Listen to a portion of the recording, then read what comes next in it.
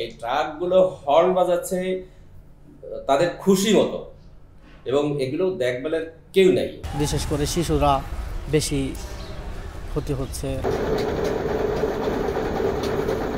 এই বিধিমালার আওতায় শব্দ দূষণ আপনার আবাসিক এলাকায় আপনার শব্দ দূষণের বিভিন্ন মাত্রা আছে। আবাসিক এলাকার মাত্রাটা হচ্ছে 45 থেকে 50 ডিগ্রি রাত্রে সর্বোচ্চ, এবং দিনের বেলা 70 থেকে 80।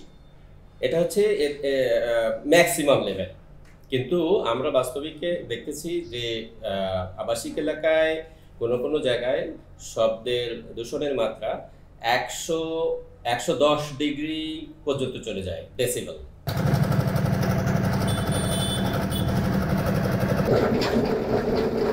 তো ইট ভাঙার মেশিন, তারপরে আপনার মিক্সচার মেশিন, শ্যালো মেশিন, বিভিন্ন ধরনের মেশিন এখানে ব্যবহার করা হচ্ছে। শুধু সেটা না, এবং আবাসিক এলাকার মধ্য দিয়ে আপনার ভারী ভারী যে ট্রাক চলাচল করে, এই ট্রাকগুলো হর্ন বাজাচ্ছে তাদের খুশি মতো, এবং এগুলো দেখভালের কেউ নাই।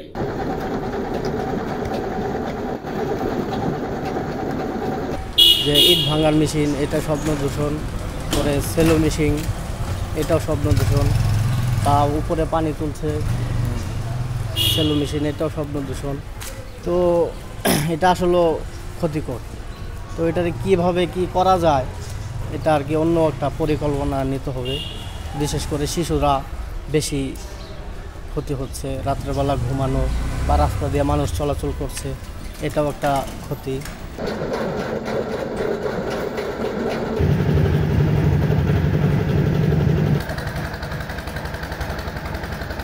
হলো মেশিন চলতেছে, ভাইব্রেটর মেশিন চলতেছে, ঢালাই মেশিন চলতেছে।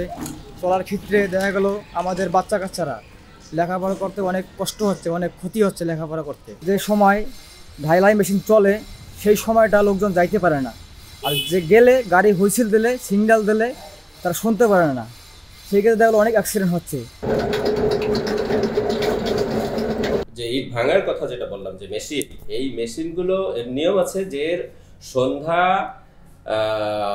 7টার মধ্যে এই সমস্ত শব্দ দূষণ সৃষ্টিকারী কোনো মেশিন কোথাও চালু করা যাবে না।